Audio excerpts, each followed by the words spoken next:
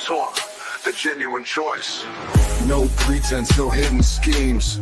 Just sports, passion, fueling dreams. From the field to the court, every play that's made. Real takes over fake debates. Turn it up, hear the honest sound. Unfiltered sports all year round. Discussions pure, no masquerade. Real takes over fake debates.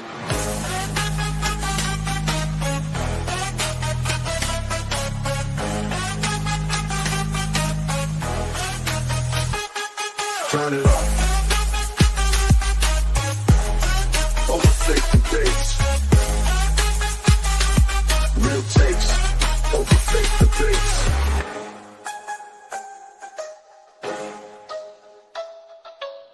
Real takes over fake debates. And we are live. Sbtalksports and Sean Webb, Real Takes Over Fake Debates. It is Monday. Sean, how you doing today, Sean? Doing good, SB. Happy for round 2 of these playoffs. But doing good. How you doing, man? I'm doing good. Get ready to watch the playoffs. Probably miss the majority of the Celtics and Knicks was going to be doing the show, but I'm definitely going to lock in on that one.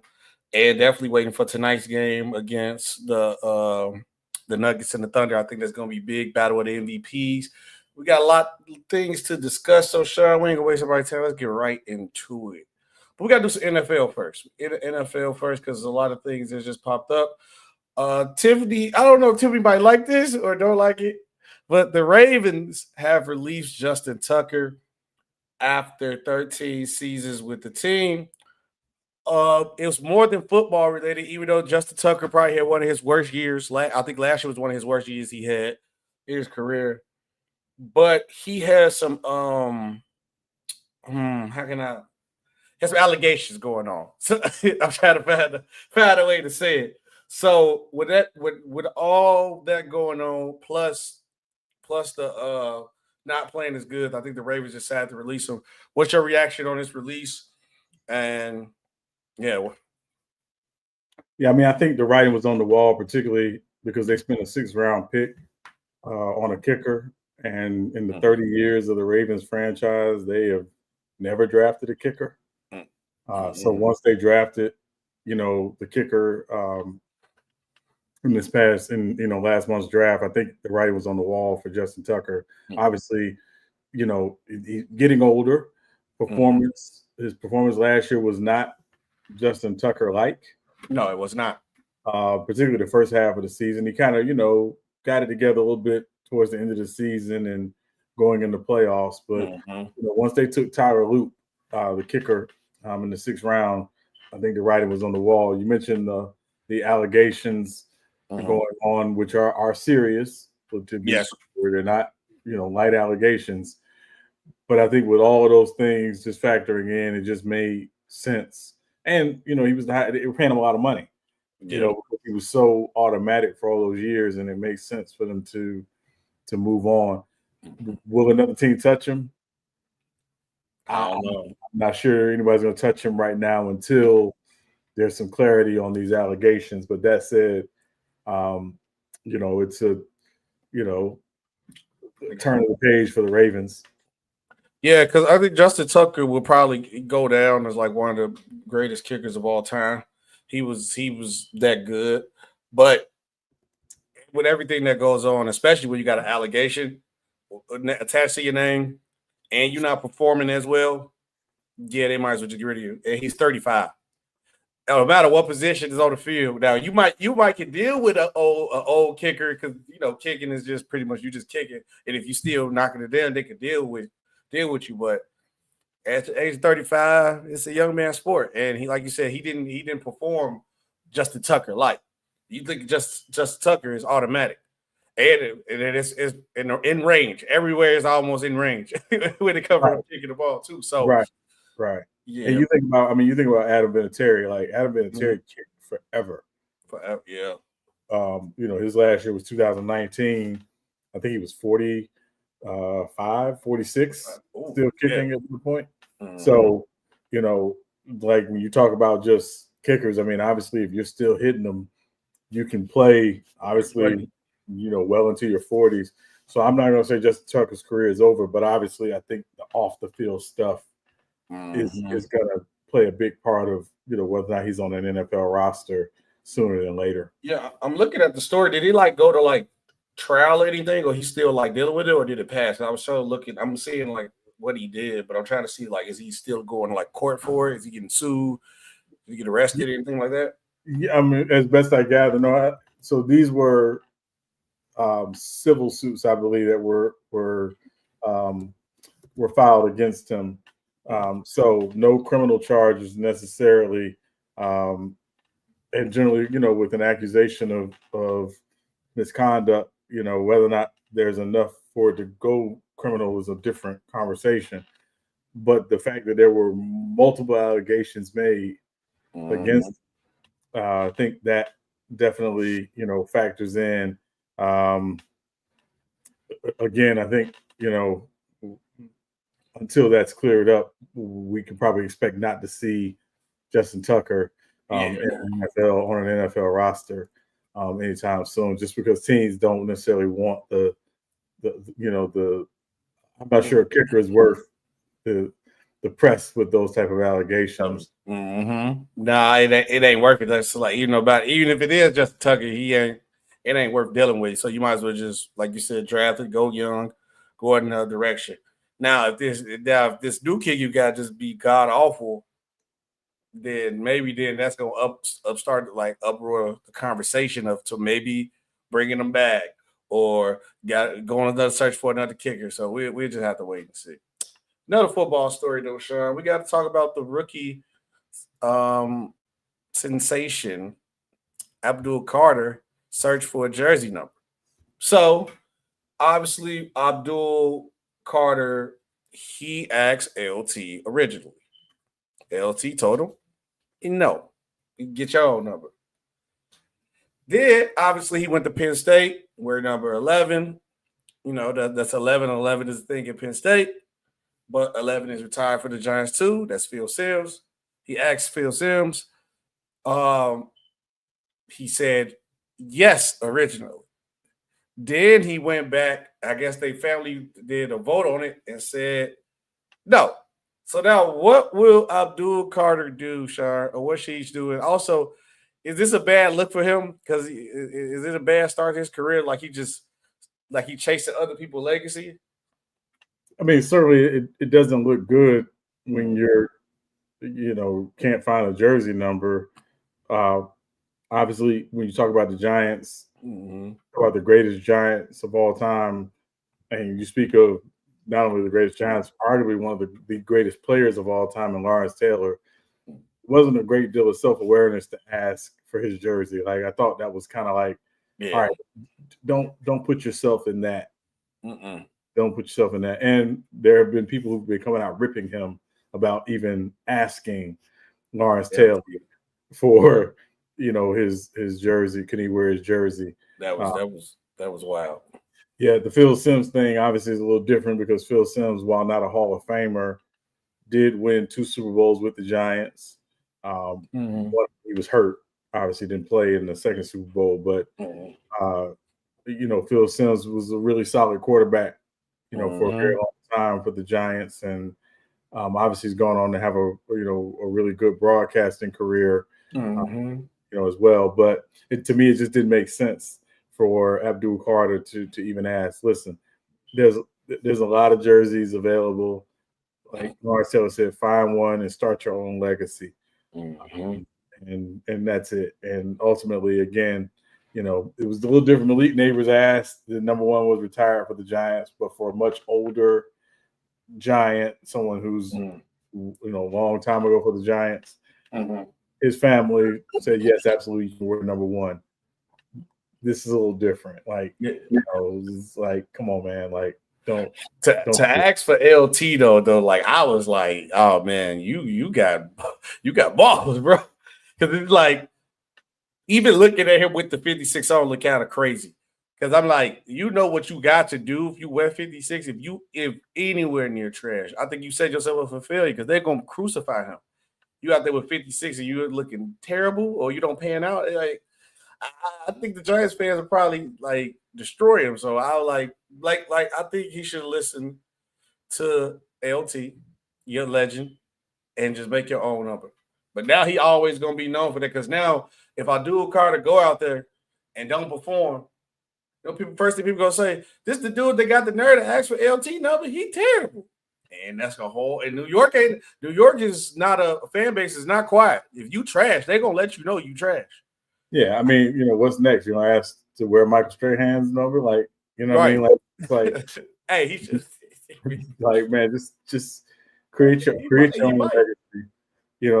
Create your own legacy at the end of the day, right? And worrying about a jersey number, and again, trying to wear the jersey number of a legend. And again, when you say the name LT everybody knows, name. Right? And like nothing against LaDainian Tomlinson, but LaDainian Tomlinson was the second LT. Yeah, everybody knows when you say LT, who that is. Like, man had an earring with LT on it. Like, that was just what it was. And if you got a chance to watch him play, you realize you were watching probably the best defensive player you've ever seen, and maybe even the best football player you've ever seen. Maybe the best football player you ever seen. LT was different. He was that good. Like, he was that good. I don't want to make this an LT conversation, but when a position is invented to try to stop you, that tells me how great you are. So LT man invented that. LT man invented that. Rich WrestleMania. Exactly. Yeah. Oh, it was back in the day. Yeah, it was back in the day. Okay. Like, it was. LT was that deal. He was like that, But now, Sean, we got to get into the NBA because we got some awards that have been announced. We got to go to the latest one that just dropped. Cavs, Kenny Atkinson wins Coach of the Year. Kenny guided the Cavaliers to a 64-18 record, good for first in the Eastern Conference. The Cavs finished regular season the best offensive rating and the 8th best defensive rating. Kenny Atkinson got 59 total first place votes. The next person after him was J.B. Bickerstaff for the Pistons, and third place was Emi Udoka of the Rockets. And honestly, the three people that's at the top three, I'm actually glad they got it right because I think those was the three people that you really should consider for Coach of the Year. Emi Udoka, nobody expected the Rockets to be the number 2 seed. They was projected to be a play-in team.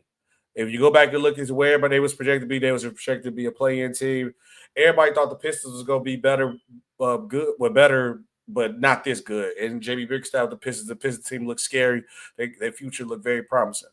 But for Kenny Atkinson to come to this Cavs team and do what he did to get 64-plus win was outstanding. I definitely think this is a well-deserved, well-earned award. But if any of those other two guys would have won, I would have not been mad at it. But I'm glad they rewarded Kenny Atkinson with the number 1 record in the East. So yeah, Sean, what you think? Do you well-deserved? Well, I want to say when we did our preseason predictions, I did pick Kenny Atkinson to win Coach of the Year. Mostly because I just knew he would come in and kind of diversify that offense. He would diversify that offense. Hold on, let's go back and look real quick. Put us right here. Yep. Oh, bada bing. Right on the money, Sean. Yeah. Oh, Kenny Atkinson. Who did I pick? Do you still regret that Reed Shepard picker now?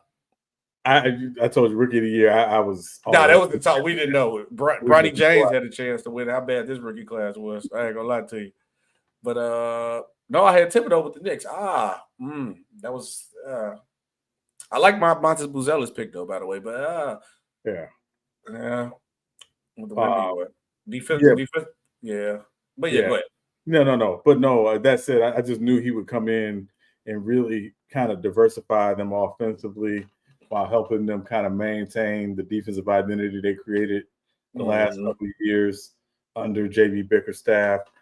One thing I noticed with him when he came in, he never said anything bad about the previous coaching regime, like that. He was classy from day one, unlike that coach in L.A., not named Tyronn Lue. So, he came in and did a really good job and, again, helping them, create a more balanced offensive identity, which I thought that was going to be the next step for them. And obviously, you win 64 games. Without, some people don't consider Donovan Mitchell a superstar, but but without what we rank it Donovan Mitchell is, like, was he like top 15 to 20 range maybe? Because he's not top 10. I mean, I don't think about it in those terms. I think Donovan Mitchell's an outstanding basketball player. I forgot you know the tiers. Tier 2? Yeah. Is he tier 2? Maybe tier 2. Yeah, maybe tier 2. Okay. Yeah. But also Evan Mobley taking the next step. Again, becoming more assertive offensively, but also winning Defensive Player of the Year. Darius Garland having a great season as well. So yes, to me, it was just Kenny Atkinson taking a group that seemed like they were ready for the next step, and again diversifying them offensively. So I'm glad he won. I think he deserved it. I thought he got a raw deal in Brooklyn when he was. Oh yeah, they did him dirty in Brooklyn. So I'm glad he's back and leading the Cavs the way he is. And actually, the crazy part about it is, if you see how this team is playing, that Brooklyn team would have been way better if they would have kept him. And they should have just let him rock out. As a KD, from now on, no matter where else KD goes, he do not need to make no decisions. He do not know how to do his job at all when it comes to that. KD, I already got it set in my mind, Sean. If KD retired, any team that he GMs, if he become a president and staff or GMT, say when the Seattle Superstars come back, he gonna be the president of Seattle, they always gonna be trash. Because KD, he can play basketball, but he cannot make no decisions when it comes to building team, picking the right coach, nothing. He don't need to touch nothing at all. KD need to leave that alone. But next up, Sean, we didn't get a chance to talk about this though. Atlanta's Dyson Daniels named NBA Most Improved. And then we were talking about this earlier, how he was like a throwaway in the trade for the DeJounte Murray trade. And now he ended up winning Most Improved. Like, this is big for this kid in Atlanta. And I think Atlanta got them more than this kid, because honestly, what he averaged this year? 33 minutes, 14 points. Shot 49% from the field, 34% for three, 6 rebounds, 4 assists. He averaged 3 steals a game, Sean. 3 steals. People argue, like, is he the best defender in the league? So what is your reaction to him winning Most Improved? Is he gonna be this generation Tony Allen, man? He that good. I mean, he's only 22, so I think he's still got room to improve. And I think he even said as much that he still wants to get better. Mm-hmm. I think he's actually the right person to share the backcourt with Trae Young, because what he does well, Trae Young does not, which obviously we talked about him being in the DPOY conversation. Mm-hmm. He didn't win it, but he was top 3 DPOY. Mm-hmm. And he's improving his jump shot. But he's a guy that doesn't necessarily need the limelight, but he does a lot of things. If you watch him and you watch Atlanta this year, he does a lot of things on the court to really help that team. And again, particularly Trae Young, like I think, again, I said he's the right complementary guy next to Trae Young long term. He's extension eligible. It'll be curious to see, where they extend. I know we're going to do a video talking about all of these teams' offseason wish lists, but I'll say in advance, one of the things that I have is that he's extension eligible.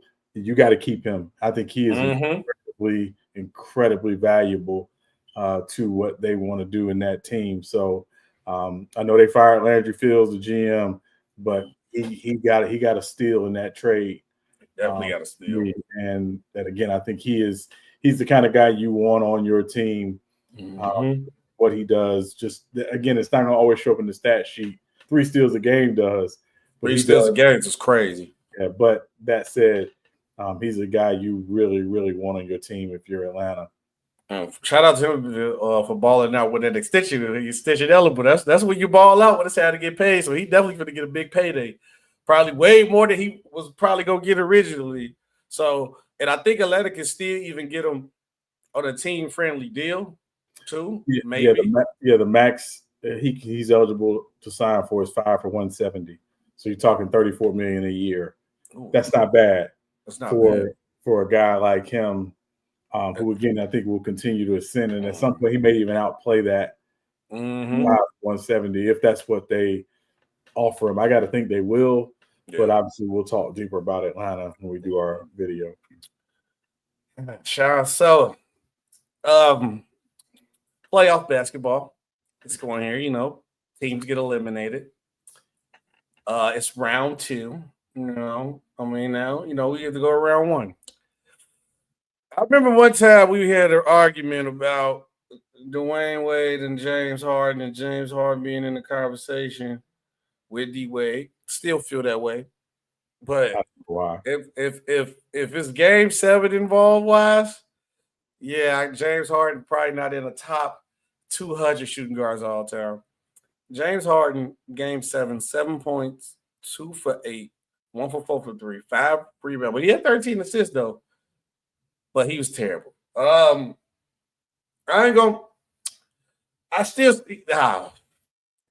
still got an MVP in the 6th man of the year, Sean. I ain't folding, man. I'm not folding. D-Wade may be disrespectful. Maybe.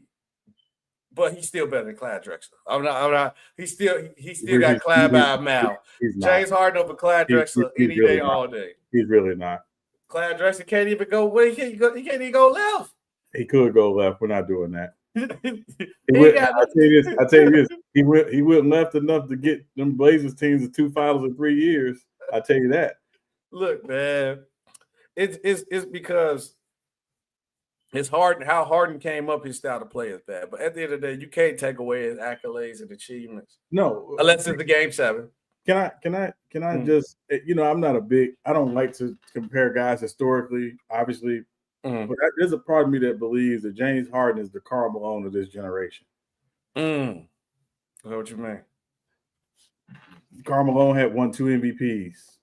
Karl Malone did help get 2 teams to the finals, in back-to-back years, if we're being honest, and was, crazy as it may seem, a big part of helping that 04 Lakers team get to the finals. He got hurt, but, he was a big part of, helping them as well. And Karl Malone is one of the 75, 50 greatest players ever, one of the best power forwards ever. But when it's winning time, disappear. Cold as ice. Yeah, disappear like a baby daddy. So, he going to get some cigarettes and some milk. Yeah, so I'm just saying, I think Harden is kind of like that. I think I saw something earlier today, or heard some earlier today. It was kind of an interesting argument. Whose career would you rather have, James Harden or Russell Westbrook? And it's kind of like, ooh, I think I think Westbrook doesn't get the criticism that Harden gets in the playoffs. No, he do. Not in the playoffs. I think Westbrook gets criticized more in the regular season, but the criticism about Westbrook has never been when it's time to play, you question his effort. Sometimes you question the decision making, but you never question his effort. With James Harden, it's kind of like, there's been too many games in James Harden's career, particularly when it was time for, hey, we need you to step up and show and prove here, that he didn't. And to me, the reason the Clippers lost tonight wasn't solely because of James Harden. Denver just outplayed them start to finish. And so no, they played. But obviously, Harden is going to be the poster child for when an elimination game is on, or when it's, or when it's Game 7, when the lights are the brightest. Right, yeah. I think I figured out James Harden's Game 7 problems. What you got? I think the reason why James Harden is so bad in Game 7 because he thinks it's going to be a Game 8. No, I think James Harden bad in Game 7 because he want to go to the club. That's what I think. Why he don't like to play Game 7. Yeah, But a whole other series or go hang out with little baby. Now, yeah, I'm gonna go outside with little baby. Yeah, and again, the argument with Harden is not skill because we understand James Harden's skill. The argument about James Harden is the will in those moments, and the will is not, will he play? Is will he play well? And that's a tough ask though, because I don't know. Because one of the things I admire about James Harden, and I know it may seem like I don't admire James Harden. One of the things I admire about James Harden shows up to play. Like, he's not a load management guy. He's like Russ is not a load management guy. Like, he's a guy that actually says, I want to play. Yes. You never question if he desires to hoop. Question is when it's time to win and when it's, the need for you to step up and be top 75 and former MVP and all this other stuff, you're going to play at that level. And again, I think it's too many times in his career where he didn't. And that's a fair criticism. Yes. Doesn't mean he's not great, but it's definitely a fair criticism. And it's why, again, I'm not going to rank him among all-time shooting guards, but it is when you compare him to some of the other guys that could be in that category, those guys, you never question that. And it's not skill, it's the will. I mean, if I had the regular, I got him Jordan, Kobe, Wade, Harden. I got Harden at 4. I think for what he accomplished in his career, and even though I know he choked sometimes, but like you said, they call him Karl Malone, whatever. But at the end of the day, he still accomplished a lot. Yeah, so I'm putting me personally at 4. I think he's number 4. Right. And again, if you said you had Karl Malone as a top 4 or 5 power forward of all time, I probably wouldn't argue with it because you look at the career accomplishments. Yeah, career. But there's always that other factor, and that other factor is when your team needs you the most, where you at? I ain't gonna lie, I did not think you was going there. I thought you was finna go a whole nother left field when you said something. I was like, oh, I didn't know we was going that route. When you told me Karl Malone, I was like, oh, wait, you got a factory? I was like, oh, no, shut. No. I'm not. No. Listen. I was like, the trash side of that, I'm not gonna touch because that's a whole different. We can do a whole podcast on that. I'm just talking about. That's what my ass got big. I was like, whoa. I was like, oh no. Oh, okay. No. Okay, back to the schedule program. But also, quick in fact, like you said, we're gonna start doing our off-season wish list videos about divisions. So you said the Southeast is the first division that is completely done. But the Clippers said they still want to build around Kawhi and Harden. Just real quick on this, I was like, do they have a choice? They don't have a choice, Sean. What else could they do? What value can you really give for James Harden? Not as much as you thinking that, not as much as you would if you kept him value. What you gonna really get for Kawhi? Not as much as you would have got for him if you kept him on a roster. Other things are gonna come for that unless you're ready to rebuild. So I just think they you stating the obvious. Like, we know you don't have a choice but to keep him. That's what I'm thinking. What you thinking when you hear them say this? Should they go away from Kawhi Harden? I mean, they can't, partially because of where they play.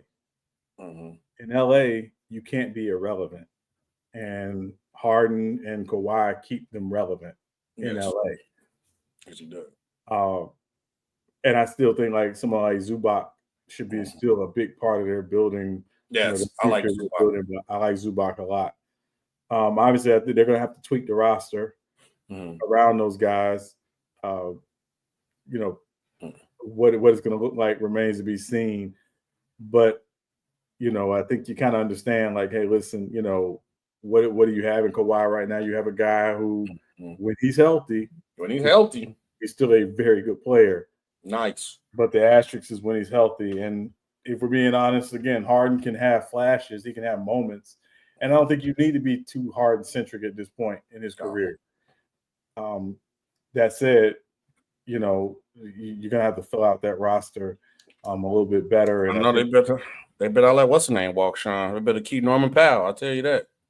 Well, again, I think Powell's a big part of what they want to do in the future. But again, if they got an opportunity to make a move, with their roster, and again, I know we'll talk more about this when we do these division wish lists. But they got another season with Norman Powell before they have to make a move on him. He's extended. I know he's eligible for an extension. Whether or not they'll extend him, I think will remain to be seen. But he's in his 30s now.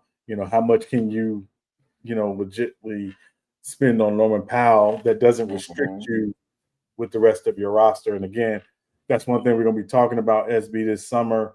And as we go into the summer and the draft and free agency, how do these teams build while maintaining competitive flexibility?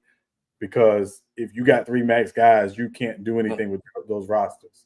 2, it doesn't limit you, but you got to be very, very smart about how you fill out around 2 max guys. So the Clippers, I think, understand that with Kawhi and Harden. And Harden's not on the max contract, but they understand that, and they'll try to figure it out accordingly. Sean, as I'm actually looking at this team, first of all, one problem they got: get Ben Simmons off your team. I think he's done completely. I just it's trying to give up on Ben Simmons. And then 2, actually, Norman Powell might be the only person with value. And like you said, him at the age of 31, him coming off technically an all-star caliber season, you might need to trade him while his value is high as it is, because it probably ain't going to get no higher than what it is right now. So I'll probably make that move. Next up, Sean, Coach Pop, my GOAT when it comes to coaches, NBA coaches, my GOAT, Gregg Popovich, made his first appearance since his stroke. It was at the Johnson introduction. Said Gregg Popovich spoke publicly Monday for the first time since suffering a stroke 6 months ago, saying at the news conference where the San Antonio Spurs formally introduced Mitch Johnson as his replacement, that the time is right to make that move. And Gregg Popovich had a shirt that said, "I'm Hefe." I think I said it right, Hefe. So I guess he just Hefe. Yeah, LMLFA. Yeah, Spanish for the boss. I'm the boss. So he's gonna be sitting in a chair, man. I would have preferred Pop to go out on his own terms, like not just like health was the reason that took him out. Like maybe like, okay, I'm done. Y'all appreciate it, but I think Pop has built the Spurs culture, whatever, with the Spurs way enough where his imprint is like on that team. I think he can gracefully go sit in the office and chill. He could be on some Pat Riley time. You go sit and chill. Go sit in the office. You don't need to be traveling. Just poke your head out in the window. Come sit in the crowd, or the crowd doing something crazy like booing former superstars. Go out there, grab the mic, tell them calm down, and then just go back on your merry way. But what was your reaction to Pop? First time seeing Pop back. Shout out to the GOAT coach, by the way. Obviously, it's good to see him out, and if you've watched NBA basketball over the last 30 years, you can't talk about it without talking about Gregg Popovich, even if he doesn't want you to talk about him. Which, again, my revolving theme around Gregg Popovich is it wasn't about him, and that is probably why he's so beloved, because he didn't make it about himself. Have you ever heard anybody tell a bad story about Gregg Popovich? Never. Praise Pop. And also, one thing I will say about Popovich, I was going to say I'm taking shots here, but, for all he accomplished, there's no ego. And for all he accomplished, he could have an ego, and you might understand it. But for all he accomplished, there's no ego. Conversely, you got another coach who has done nothing, who has this massive ego for whatever reason, who coaches in LA, and his name is not Tyronn Lue. But the point is, with Pop, there's no ego. And I want to say 2 quick things about Pop, and this is, I think, really embodies who Pop is. The strike shortened season, the 99 season, the Spurs were struggling early in that season. They were getting ready to fire him as their head coach. He had been the head coach for a couple of years. And ultimately, he met with some of the veteran guy, Avery Johnson and David Robinson, and they were able to come to an understanding. and they went on a run Mhm. and were able to win a championship. So his ability to adjust, Yep. second to none to me. Fast forward many years later, they have LaMarcus Aldridge on that team. Mhm. And he goes to LaMarcus Aldridge and apologizes. Mm. Now, here's someone who's won 5 championships doing it the Mhm. Spurs way, Spurs but way. goes to LaMarcus Aldridge and says, I'm sorry, we've misused you. Mm. We've tried to make you something that you're not, and that's on me. That, among other things, it tells me why Pop is Pop. Yes. And why he's so beloved the way he is. And so when you talk about Gregg Popovich, you know, it runs deeper than basketball. The man, the person who would use his voice to speak out on issues and to bring light to issues that maybe some people weren't thinking about. There's a lot there. And I hope, you know, as he continues to get better, that he'll continue to do that, because that to me is a big part of what he, you know, embodies and what he is. But when it came to coaching and it comes to basketball, it's not about him. He never made it about himself. And that's how you survive, I think, for as long as he did in the changing generations that he did, because he never made it about himself. Mm-hmm. And that to me says everything about, you know, Gregg Popovich and also you think about, you know, the Spurs. Spurs were not a successful franchise before Gregg Popovich took over as the head coach. It was trash. They were a franchise, particularly in the 90s, early 90s, that largely came up short, even with Larry Brown and, you know, some other head coaches that come to mind. Bob Hill comes to mind. You know, when he took over, he was the guy who said, okay, here's what we're going to do and here's how we're going to play. And, you know, to me, he's a modern day Red Holzman. Red Holzman was the coach of the Knicks, the late 60s, early 70s. That's who Pop is to me. It was about we're going to play the right way, and we're going to play for each other. And I'm going to get on my best player in front of everybody. And my best player, being Tim Duncan, got to take it. And if Tim Duncan takes it, then why should the 12th guy complain when Pop gets on? Can't say anything. So, you know, Pop was about integrity. And again, it was not about, he did not make it about himself.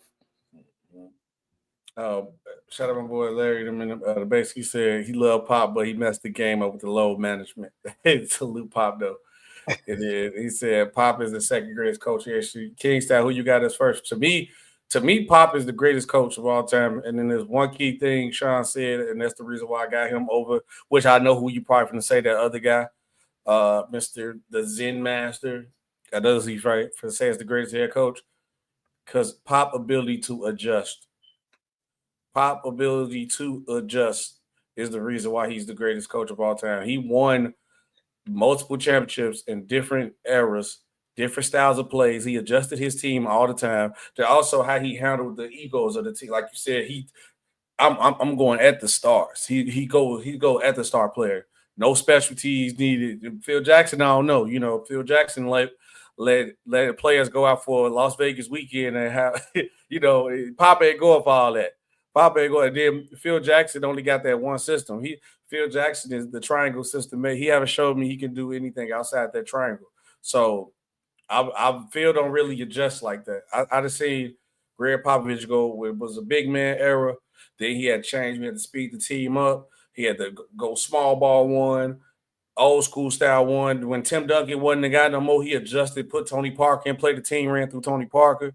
So that's why I'm like, nah, I'm taking Pop as the greatest coach all time for me. But no, Phil Jackson, cool, he all right. But also, you know, since he's gone, we got a replacement. San Antonio Spurs have named Mitch Johnson their new head coach. How you like this move? I love the move. Mitch Johnson is someone who, you know, really started his career, you know, as an assistant, kind of, you know, building his way, you know, up, you know, through the G League, and then obviously becoming an assistant under Pop a few years ago. He's a young guy, but he's a guy very bright, and I think he understands, wholeheartedly what this is about. And again, not surprising, he did take over for Pop when Pop went out, obviously, after having the stroke, and on an interim basis, and did a good job on an interim basis. When you look at Pop's coaching tree, they could have gone out and they could have said, hey, we're going to go get someone off Pop's coaching tree. But, classic Spurs, they stay in-house with someone that I think, again, understands, what to do. He's not Pop. He's not going to try to be Pop. But I think it's – I don't want to make the comparison because obviously we've always got a small sample size. But this could very well be Pat Riley to Eric Spoelstra. That it's not Ms. Johnson trying to be Pop. Ms. Johnson's got to create his own identity, but doing it in an organization that has a culture established and that understands what it wants to do and what it wants to be. So to me, it's a great hire. I hope he does really well, and I think he'll do really well. Obviously, they got some things they want to probably tweak with the roster, but the cupboard is not bare in San Antonio on any level. No, it's not. And then Larry said, Pop coached his team from draft picks. Field need the best players to be great. Without them, he wasn't as important as. That's true. That's the other thing too. He got development of players over field, but the field, both guys are goated. Me personally, I think Gregg Popovich is the greatest coach of all time. And with him, if I'm giving him a plus because how good he is as a human being, probably so, because he actually stands for something. I don't know if the other guy really stands for something, But we got to talk about round 2 of the playoffs so far, Sean, before we get up out of here. We got a game going on right now. Wait, where did my playoff bracket go? I guess we could talk about this game first since it's on right now. We got the 76ers. Jesus Christ, 76ers. They are nowhere near the playoffs. I am sorry. I apologize. I even said that bum team. The New York Knicks versus the Boston Celtics. 75-62 is the score. Boston is up right now. The game is on TNT. I was going to shut it down. After this, I'm probably catch the 4th. But who you got in this series and why? And who I got the Celtics in 5. Celtics in 5. Yeah, I think the Knicks will try to make it competitive. But, the Knicks built their team, when they went out and got OG Anunoby and then obviously made the trade for Miles Bridges. Mikal Bridges, I'm sorry. Miles Bridges is Charlotte. Mikal Bridges made the trade from Mikal Bridges to match up against this Boston team. And then obviously you bring in Cat as well. Yes. So I think they do match up fairly well against this team.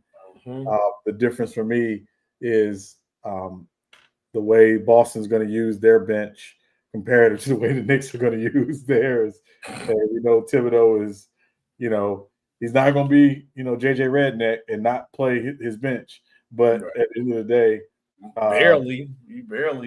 Yeah, but you will see Miles McBride. Obviously, you will see Cameron Payne. You will see Mitchell Robinson. But it's probably going to be a very tight 8-man rotation for the Knicks.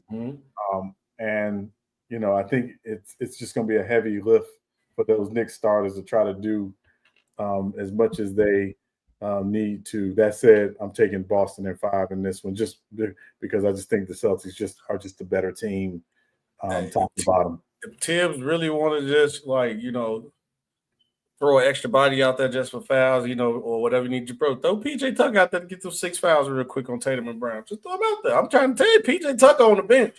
He ain't the same PJ Tucker, but look, he go out there, give you 6 fouls, rough up Tatum then real quick, tire him out, just bump him up and down the floor like Anthony Edwards did LeBron.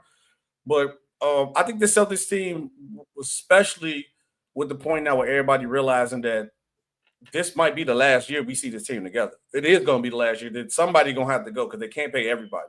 So now I think the Celtics are in do or die mode when it comes to this. Also, I still think this team is one of the best teams top to bottom. I think the Celtics win because of the. Like I agree with the bench, and I think defensively they will perform better than the Knicks.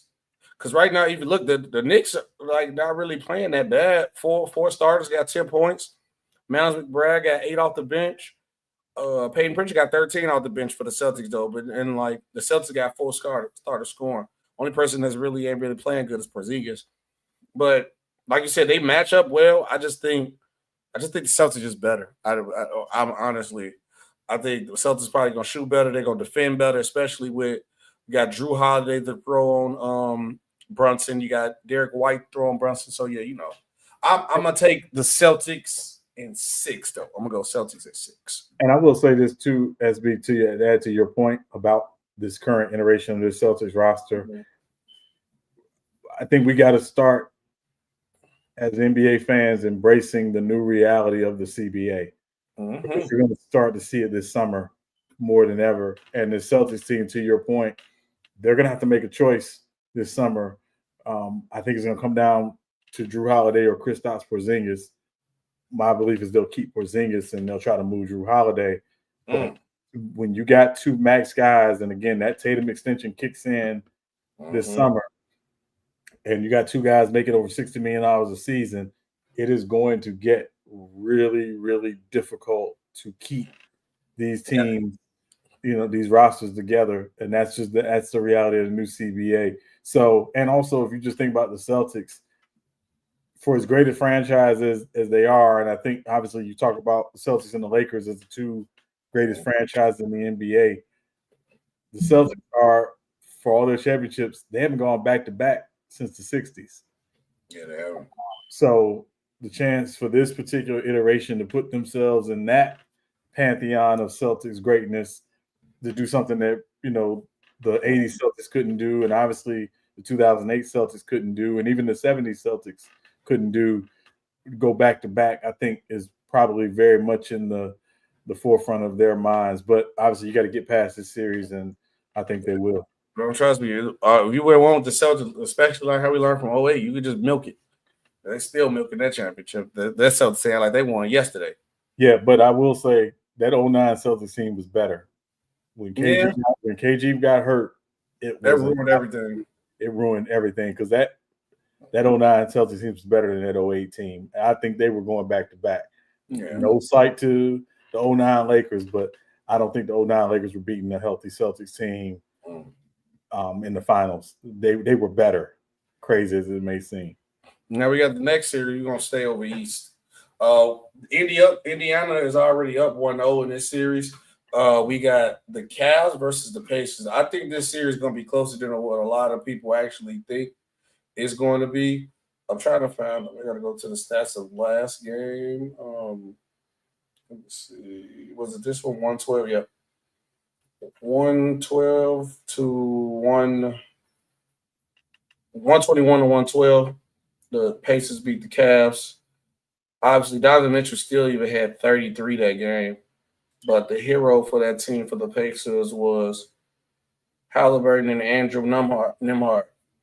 But like I said, with this, I think this series is going to be close to what it is. This definitely might go 7. And I think everybody taking the Pacers lightly. The Pacers going to be a tough out for this Cavs team. And you have to get to the point of first things first is Darius Garland got to get back healthy. They need if Darius Garland not playing this series, I don't know how many more games he's going to be out, but he got a hyperextension. I think it was left great toe hyperextension. Yeah, he's got a toe injury. Yeah, toe injury. So, but if Darius Garland is going to be out for this series, the Cavs not beating the Pacers. I'll take the Pacers in 6 if Darius Garland don't come back. But if Darius Garland come back, I can see the Cavs winning at 7. But this series is going to be kind of closer than what a lot of people think. Sean, what you got? I'll say this, SB, watching yesterday's game, 2 things that were concerned me about the Cavs. Number one, they were very offensively imbalanced. Donovan Mitchell had 33 points. We took 30 shots. Yeah, can't do that. Jerome took 20 shots. They took 90 shots as a team. That's not what made the Cavs this season. Now, I know they were missing Garland, and I do acknowledge they were missing Garland, but they were so offensively imbalanced yesterday. And to me, it led to terrible shot selection and the terrible shot selection led to Indiana getting out in transition. Mm-hmm. And we know the Pacers team, if you watch them, they want to run. They want to get out and go. And Halliburton leads that charge. And they were able to do that yesterday. In the third quarter, Cavs did kind of clean up some of it, but it didn't sustain the entire second half. And to me, that was the difference in the game. Cavs got to find a way to be offensively more balanced, even without Garland. But I agree with you. If Garland's not back, I don't know if they beat the Pacers in this series. Because Garland, the one thing Garland does is he pushes the pace. Yep. And it doesn't require Donovan Mitchell to necessarily be responsible for that and have to score, as well. But I think also we got to put a little more respect on this Pacers team. Mm-hmm. I know they've had some things break their way in terms of teams they played being injured and stuff like that, but they didn't choose that, so they had to go out and win the games, and they were in these conference finals last year. I know they had a rough start to the season this year, but once they got on track, I think that's third. I mean, I think it's feasible to say they're the third best team in the East. I mean, again, they don't have a Jalen Brunson, they don't have a Karl Anthony Towns, but they got good depth. Mm-hmm. And when Siakam and Halliburton are, playing as well as they do, and guys like Nembhard and Nesmith and Toppin and Mathurin, and those guys are playing their roles. TJ McConnell, they're a tough team to beat. So, we got to put a little more respect, on the Pacers, I think. And obviously they know each other very well because they're in the Central Division together. There's not a lot these teams are going to show each other in this series that they don't already know. Mm-hmm. But again, to your point, I think Garland, I don't want Garland to rush back because if Garland's got a significant injury, I don't want him to hurt it any further. But I think without him, it's going to be a very difficult series for Cleveland to win. Now we're going to the next series, Battle of the MVPs. OKC Thunder versus the Denver Nuggets. I think, to be honest, Sean, I'm not going to lie. The two Western Conference series look more sexier than the Eastern Conference one, but it's still going to be good basketball all around. Mm-hmm. This one is going to be tough to call because I want to say OKC because how good they is defensively. They like historically great defensively. And I think the last year they kind of played the Grizzlies, and the Grizzlies was I want to see offensively if they're going to be too dependent on SGA. Is the other guys going to step up? Can SGA still perform if he don't get to the free throw line a lot? That's the only thing that kind of works because Denver has been before. Jamal Murray has been. Jokic done this thing because I think Jokic is going to do him regardless. I think for the keys for the Thunder to win is you got to shut down Jamal Murray, get Jamal Murray out the way, and actually make Russ make bad decisions. But shut down Jamal Murray, make Russ make decisions with the balls, and hope Russ make a wrong decision. That would be my game plan. I'm gonna take the Thunder in 6. Tough 6, maybe 7. I think this series could go 7-2. I mean, this game goes 7, but I'm gonna take the Thunder in 6 because of defense. What's interesting for this series for me has to be 2 things. One, obviously Denver's coming off of minimal rest. They play Saturday night at home, and then they got to go to OKC. OKC's been off for about a week or so now. Well rested, but could there be some rust in game 1 that Denver can take advantage of? I think the longer this series goes on, the more it benefits OKC. Just because, again, Denver, Denver's not old, but Denver's not incredibly young either. We know OKC's a really young team with a lot of depth, and Denver doesn't necessarily have the same depth of OKC. Right. How Denver manages those non-Joker minutes to me is going to be key in this series. What are they going to get from their quote-unquote others when Joker's not on the floor? I think it's a very even matchup when Joker's on the floor. The problem is Joker can't play 48 minutes because J.J. Redick's not the coach. So at the end of the day, how does Denver manage the non-Joker minutes? And then with OKC, SJ didn't have the greatest series, against Memphis, and it didn't seem to matter. They were able to pretty much, dominate that series, for the most part.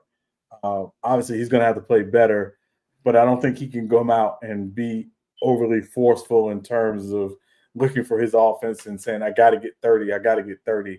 He's going to have to play within the flow of what they want to do. And again, I think he's going to have a really tough assignment because I think he and Caruso and Dort will probably split up those Murray minutes in terms of who's guarding Murray. Because for all Joker does, when Murray's going, Denver's a very tough team to beat. So they different. They got to make life tough to me for Murray in this series to win. But I'm going to take OKC in 7. I think OKC just their depth and just the fact that Denver's coming off a long series, didn't get much rest. I really wonder if they run out of gas in this series, and I think they do. So I'm going to take OKC in 7. OKC in 6. All right. They call this man the legend killer. If you on NBA AARP, he's coming after you. He done got rid of KD last year. He get rid of all the old guys. And the legend killer is on to the next series. We got the Minnesota Timberwolves versus the Golden State Warriors. Shaw, who you got? I'll let you go first on this. Who you got? Again, this series, Minnesota's been off for a few days. Obviously taking care of the Lakers, pretty quickly in the last round. They probably were not expecting to have home court in this series. They do have home court, which is crazy. And again, we don't see 6-7 matchups in the second round very often. So West was real close this year too, though. Everybody was one game apart, though. So which is why we kept stressing, don't get overly caught up in seeding. Playoffs is not going to always be about seeding. It's about matchups and adjustments and health. And clearly, Minnesota and Golden State were able to take advantage of that. Side note, Houston's got a really bright – Houston and Detroit, I know they lost in the first round. They got really bright futures. But we'll get to that at another time. But, yeah, I agree with you, though. I like both them Thompson twins, by the way, too, especially the one on the Rockets. That man is the truth. Yes. That said, Minnesota will how are they going to play in this series? Are they going to stay with two bigs consistently, whether it's Randall, some combination of Randall, Gobert, and Naz Reid? Golden State, played small, but Houston did show that they could take advantage of some of those double big lineups with Sengun and with Steven Adams on the floor together. Jabari Smith would come in, and he kind of played, even though he's a 4, kind of played a big 3, as a big small forward. Will Minnesota take some of those things from the last series and try to use that against Golden State, because Golden State doesn't have the most size? That's going to be interesting. And also, again, with Ant, for me, it's not Ant scoring. Ant playing a total floor game, reading situations. If you blitz Ant did a good job in the last series in particular of making that extra swing pass, sometimes getting the high kick, sometimes getting an actual assist. Can he continue to do that in this series as well? And then the X factor for me in this series is Julius Randle. Julius Randle has to play exceptionally well because Draymond Green is going to try to get under his skin. And so I'm going to take Minnesota in 6. I just think, again, the Warriors, I'm not going to say the Warriors play with their food. Houston's a good team. They were the second seed for a reason. But that series going so long, and, again, the quick turnaround scares me for this Golden State team because, again, they're playing every other day now, not a lot of rest. I think Minnesota gets them in 6. Yeah, I think that Curry thumb's still messed up too, so that ain't no time to rest to heal that either. So you right back at it. For me, I think this series comes down to a lot of different things. I do agree with you with the Julius Randle as the X factor. You're looking at the last couple of games he had with the Lakers he actually played with. Besides really like that first game, 27 points, 22 points, 25, 23. And the only one I really say that was shaky is the game he went 9 for 22 and he had 25 points. The other game, 23, 8 for 16, 22.6 for 13, 27, 9 for 17. If I can get 20 points from him shooting from like 15 to 16 point, give me 16 points or 16 shots and scoring 20. That's what we need from him because he will be the difference maker this series for the Minnesota Timberwolves. For me, also, is Rudy Gobert gonna let Draymond Green choke him out again, or he gonna get his get back from that, man? You got to get your get back for this because just like the Lakers, I don't care if it's one game. If it's one game you do it, you give us a 2020. Because remember, we talked about the. I said how the lineup that the Lakers playing, Rudy Gobert supposed at least give you 20 and 15 every game because they were just too small. What he did last game, he should have been doing that the whole series. Now you got Draymond Green. The Warriors still small. I don't think Draymond Green lead the Warriors in rebounds, and I think he only averaged like 7 rebounds a game. So Gobert, you have to dominate. I think dominating the boards will be one thing, and I do think that the Timberwolves have the bodies to guard Steph Curry and Jimmy Butler. You know the McDaniels. They got the other guys.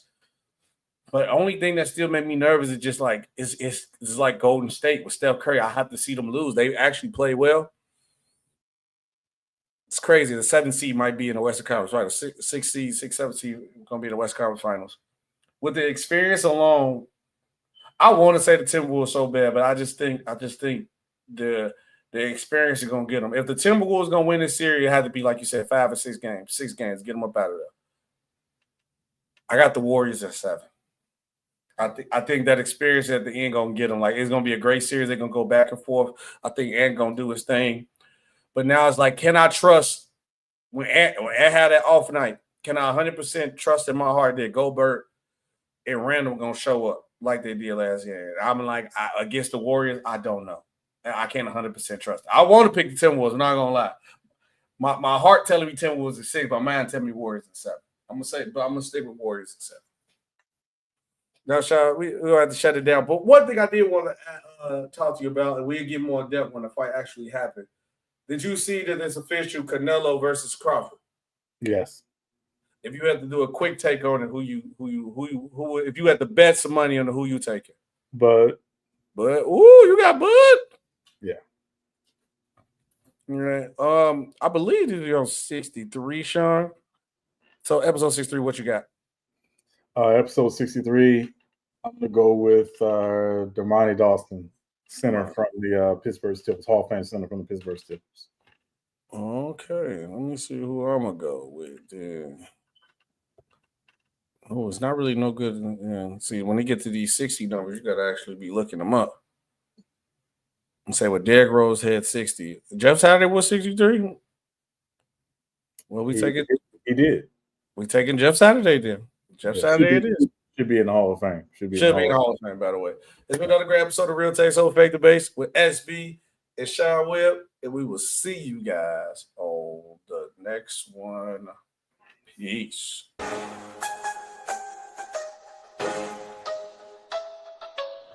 Real takes.